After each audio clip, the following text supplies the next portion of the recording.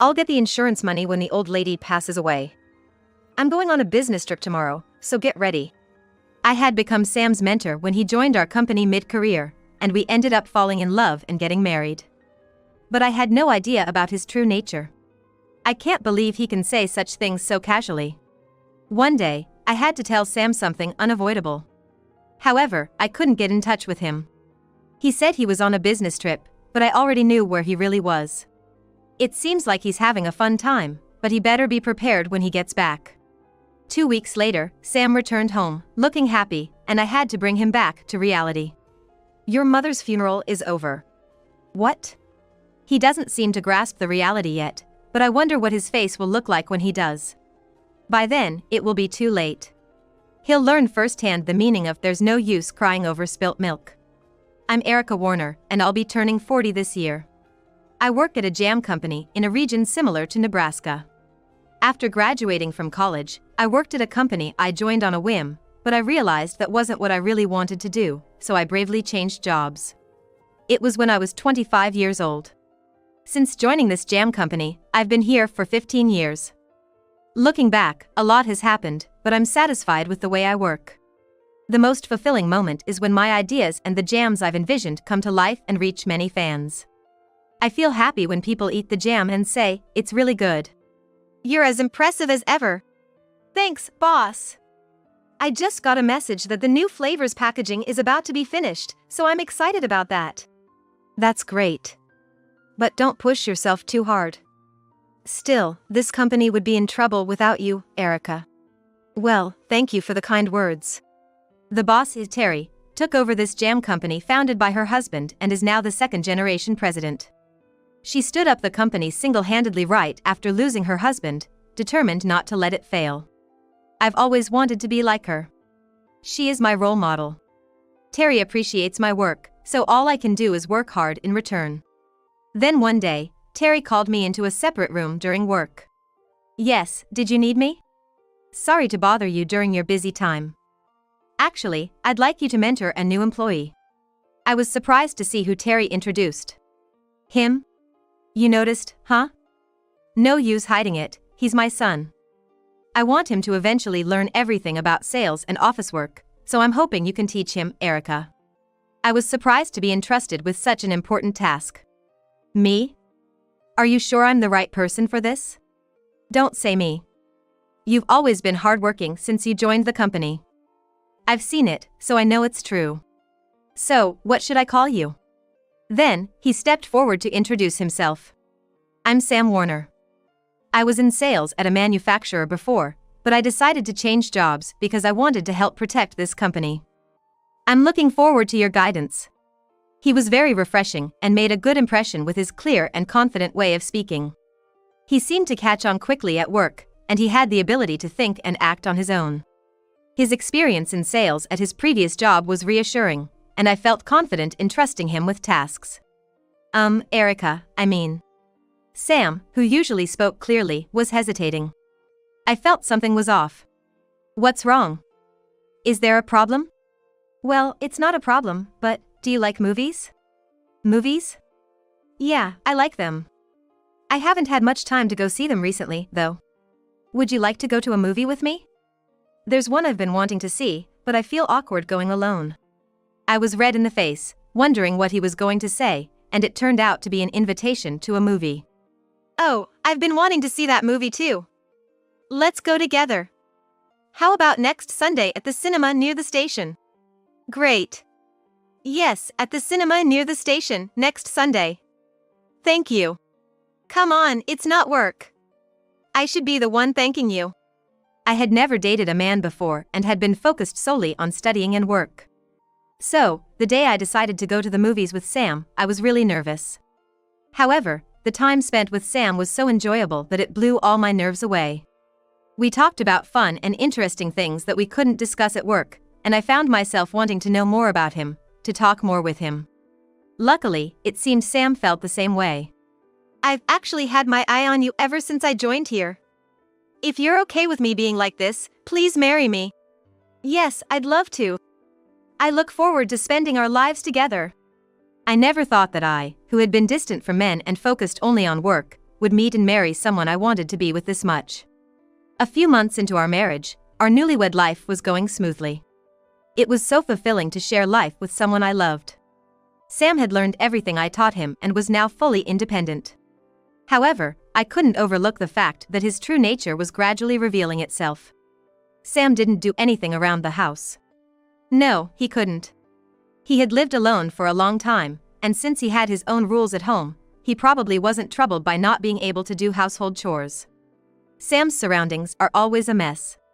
Honestly, since we both work, I'd like us to share household chores and create a comfortable living space, but Sam seems the type who doesn't mind how messy the room gets. Before we got married, he said, let's just do chores as we notice them. Dividing them up is a hassle. But in the end, it always falls on me to do them. Hey, I've told you to put your laundry in the basket. Don't just leave your socks rolled up in the hallway. Why do I have to be instructed on everything in my own house? What, you want me to not even take off my socks when I come home? Nobody's saying that. I'm just asking you to put your socks in the basket since they need washing.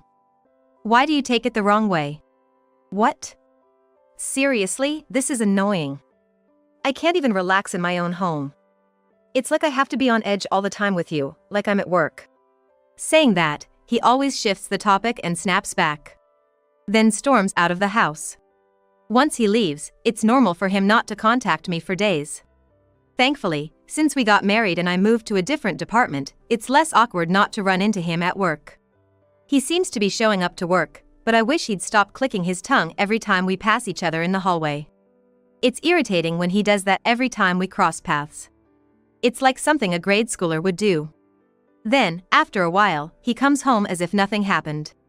I've decided not to stir things up anymore, so I just keep quiet. Hey, Erica, there's a video game I've been interested in recently. It's cool if I buy it, right? He knows I don't like to argue and clam up when things escalate, so he says this knowing I'll give in.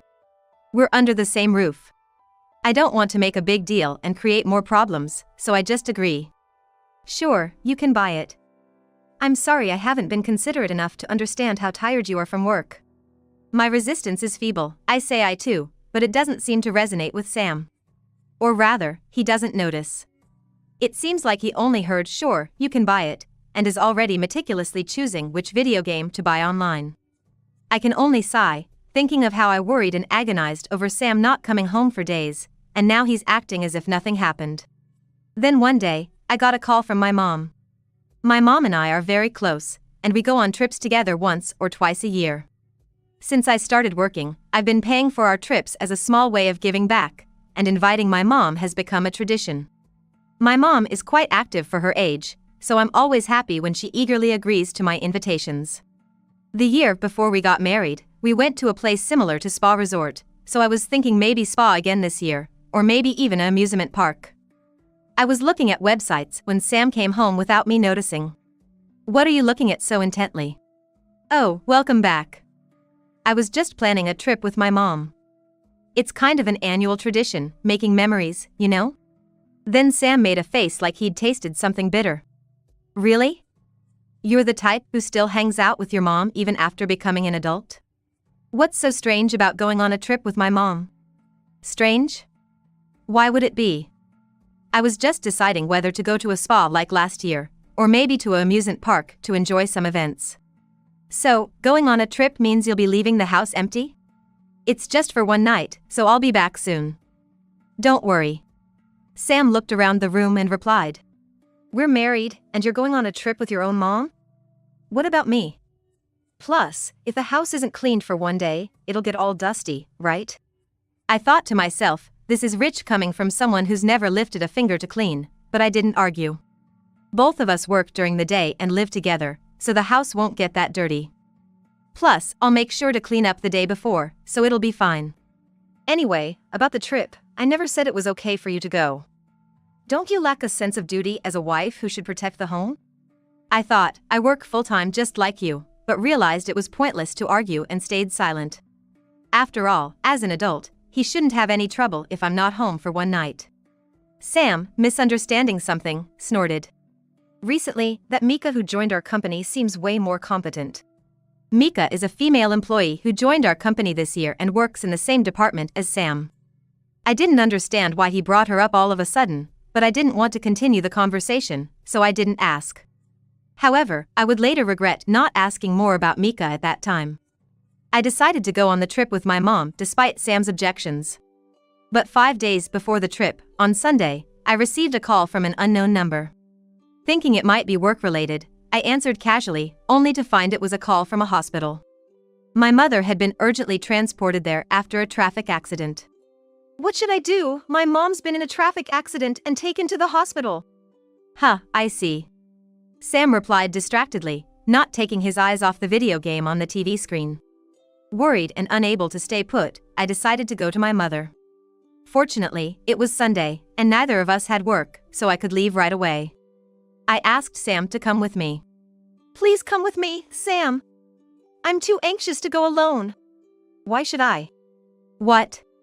I was speechless at Sam's unexpected response. Why do I have to go see your old lady? I'm done with this, then I gotta go to work. It was ridiculous, him playing video games and glued to the TV screen, now suddenly claiming he had work. How can you say something like that at a time like this? What?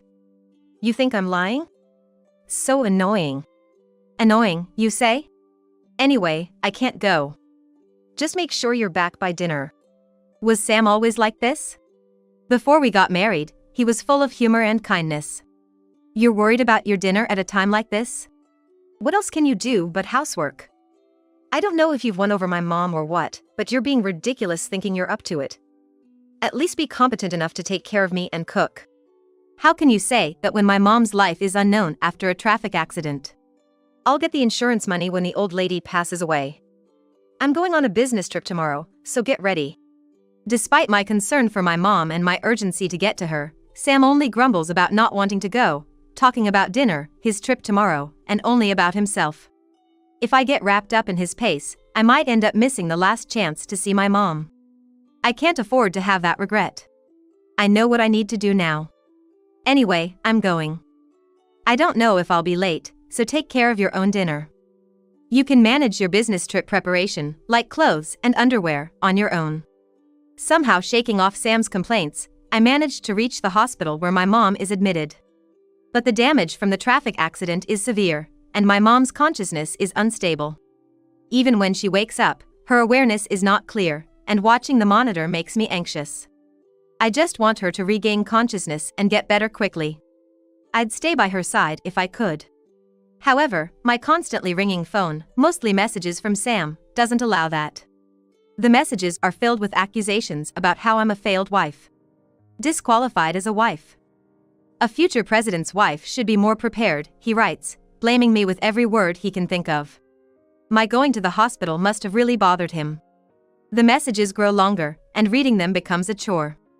Torn between taking care of my mom, dealing with Sam, and work, my feelings are in turmoil.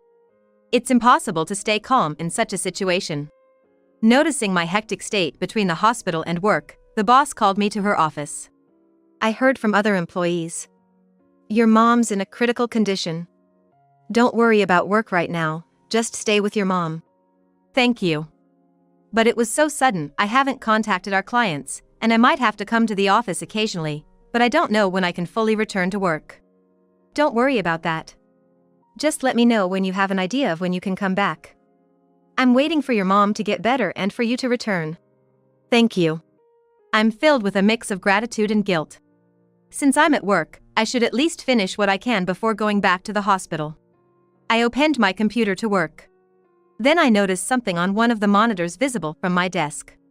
Our company often rents monthly apartments for jobs in distant locations with top-notch security linked to a security company. We can check the entrance security cameras from our office computers 24/7. On the entrance camera, I noticed 2 figures. Sam? This monthly apartment is rented for our company's new female employees. Sam said he was going on a business trip, but he wasn't supposed to use this apartment. Why is Sam at this apartment, which should be used by another female employee at this time? Then, there he was, leaving the entrance hand in hand and gazing affectionately with a female employee. Why? My mind was filled with confusion. My mother is in a critical condition after a traffic accident, and Sam is not going to the hospital or staying by her side, but instead, he's on a date with another woman? For now, I decided to record the monitor's footage on my phone as evidence. This video might be crucial if something comes up. I couldn't believe my husband's infidelity, and I was unsure how to report this situation to my mother-in-law. It's tricky because he's my husband and her son. If I handle this wrongly, it could create a rift in our relationship going forward. While I was hesitating, the phone rang with the familiar number of the hospital. A number I've memorized from seeing it so often. Calls at work, in the middle of the night, each call making me tense. Fearing the worst. A number that brings an overflow of unpleasant thoughts and feelings. I feared that something might have happened while I was away from the hospital. Hesitantly, I answered the phone and was told unbelievable news. I rushed to the hospital. Unable to accept the reality of the situation. I needed to inform Sam. Desperately trying to reach him, the calls wouldn't connect. "Please, pick up the phone." I kept calling, praying, but it went straight to voicemail, showing no sign of reaching Sam. Eventually, the calls didn't even go to voicemail, they were cut off immediately. He probably got annoyed with my repeated calls and blocked me. The emotionless announcement, "The customer is not available," echoed painfully in my ears. Despite my frustration over the phone not connecting, I knew I had things to take care of. That was all I could do. I returned home to prepare what was necessary. What should I do next? With so many thoughts tangling in my head, Sam returned home. "I'm back. Got some great fish as a souvenir from the trip, can you prepare it?" Hearing his carefree voice, I realized Sam had returned home. "Sam, you're back now. You're late, aren't you?" "Yeah, got caught up with some work stuff, so I got back later than planned." "Oh, I see. Oh, and I sent you a message too." As I was choosing my words, Sam suddenly started to celebrate. "Oh, about your mother, huh? You were her only child, right? You're an only child, and with your mom gone, you'll get the full insurance amount, won't you?" While saying this, Sam showed me a car catalog. "I've had my eye on this car for a while. How about it? If you say you want to go for a drive, I'll take you." What is he talking about at this point? Your mother's funeral is over. What? Yes, your mother-in-law's funeral. I tried to contact you several times but couldn't get through. Sam seemed unable to grasp the situation. "What? I didn't hear about it. It's your mother we're talking about, right?" She was buying some snacks at the department store to bring as a gift. That's when she stumbled on the sidewalk and accidentally stepped into the road. "What? Can that even happen?"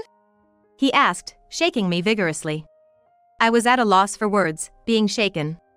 I was worried because there were no red receipts on the messages. I guess some things can only be understood by blood relatives. What I meant by things only a blood relative would understand is that it seems like your mother left a letter. I first heard about it from the lawyer too. They said I can't see the contents until you return. Then Sam stood up abruptly and shouted. "A lawyer can't see the contents until I return, that means I'll contact the lawyer right away. I was told to get in touch as soon as you returned." "Great, do that. This timing is like luck coming my way. I'll get both the insurance money and the company." On the way to the lawyer's office with Sam, he kept murmuring to himself while looking at his phone, "I want that, this would be nice." What we were told at the lawyer's office was about the existence of a will. A will? I thought it was just a letter. It turns out my mother-in-law had written a will and entrusted it to a longtime friend who is a lawyer. She had planned ahead, thinking about what would happen after she was gone, which was just like her. According to the will, the company was to be passed on to me, her daughter-in-law. Even if something happened leading to a divorce, the will stated that I should inherit the company and serve as its president. I didn't know about this. What? Isn't that odd? Why would the wife become the president when there's a biological son? What about me? The will only mentioned that, so Sam was furious. "Hey! This can't be valid. And what's this about a divorce or whatever?" I calmed down the enraged Sam and left the scene. A few days passed, and it seemed Sam had done some thinking. He approached me as if nothing had happened before. "Hey, since you're the president, that naturally makes me the vice president, right? I don't like working under you, but I'm not cut out to be just a regular employee forever. I was baffled by his assumption that he could become vice president. I called Sam into a room at our workplace. It's clear that you can't remain just an ordinary employee. Please check these documents. If I sign this, I'll be vice president, or maybe even chairman. Either way, hurry up and show me. I handed Sam a document. A termination notice? What's this? Exactly what it looks like. I intend to fire you. What? Isn't that absurd? Oh, I get it. You don't like my attitude, so this is your revenge. Here's the document summarizing the reasons. I showed Sam the documentation of his various misconducts. Misusing company funds. Repeatedly engaging in unnecessary entertainment. Making customers feel uncomfortable. And improperly using the company's monthly apartment. Your mother had told me about it, and I had been discreetly investigating. The recent misuse of the monthly apartment rented for a new employees, and not going to business trip didn't go unnoticed either. So, I'm fired, huh? Fine by me. You'll work and support me, right? This isn't about our home life. We're discussing work matters here. Ah, yes. I guess I'm finally living the freeloader life. Well, that's easy for me. He carelessly signed the document without even checking. Confirming his messy signature, I pulled out another document. A divorce paper? What do you mean? We're getting divorced. This is my final request, not as a president, but as your wife. What do you mean, divorce? I was planning to live off your earnings from now on. He looked at me with begging eyes, rubbing his hands together. How can you be okay with cheating using the company's money and then expect to go back to normal? No, I was out of my mind then. Erica is the only one for me, you know. In a marriage, there's no such thing as a main choice.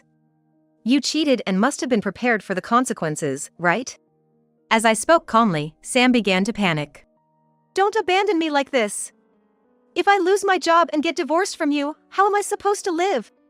You're an adult, you can earn and live on your own, right? And after cheating, you still think we can go back to normal? Then Sam looked at me with tearful eyes. Come on, do I really have to sign this? I think we can still make it work. I have no intention of starting over. And if you don't sign, I'll be heading straight to the lawyer's office. Sam, seemingly resigned, signed the divorce papers. I took the signed papers and faced Sam. One last thing to tell you. The woman you cheated with, lying about being on a business trip and abandoning your mother, she's quite something. What do you mean? Don't talk about her like that. Sam shouted, his hair in disarray. No need to yell. It seems she wasn't just with you. From the security camera footage, she's been seen with 2 or 3 other men. Maybe you were just one of her flings?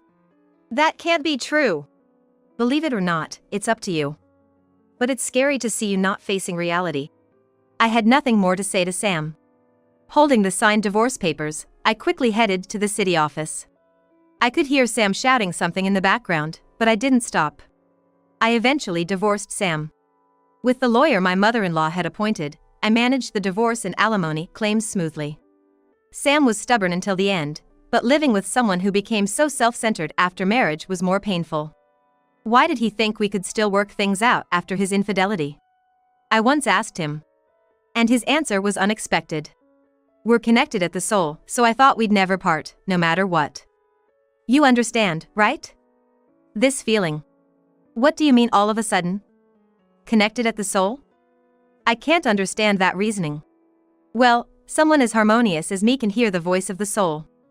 I'm not asking about that. If you can betray someone you're supposedly connected with, sorry, but I'd rather not. In the end, Sam was just a self-centered man who always put himself first. All I have left is the company my former mother-in-law left me. I'm committed to preserving and growing this company as a way to repay her. The company has been doing well, with new products becoming hits and increasing sales. The increased media attention and rising sales are incredibly rewarding. Being supported by many fans has brought me this far, which I am genuinely happy about. However, the pressure often outweighs the joy. I believe there's always a part of me that feels the need to strive harder. Becoming the president and seeing the company continue successfully brings me a sense of relief. Divorce is regrettable, but I see it as a learning experience in life. Sam, who had been fired for causing harm to the company and repeated violations, was now unrelated to me. But unexpectedly, I saw him again. It was during a visit to a supermarket to discuss a new product from my company. While talking to an employee about the product, I heard a familiar voice. Sam, being scolded by an employee who seemed to be his senior despite looking younger, was stocking shelves with a sulking face, unchanged from before. The moment he noticed me, his face lit up as if he'd seen a savior in hell, and he approached me. I always thought I'd see you again someday. What's this all of a sudden? Shouldn't you get back to work? The workplace can't run without me, right? I mean, if you say you want me back, I could consider returning. Does he seriously think the workplace can't run without him? I wonder if he is seriously thinking that. What does he think of his own work capability? I almost burst into laughter thinking about it. But I couldn't laugh in this situation. It's somewhat amazing that he still believes he can return to the company. I smiled and responded. Who would want to call back someone who betrayed their partner and cheated, someone who can't even follow company rules? Well, I mean, we were married, right? You're the president, so you can make it happen, right?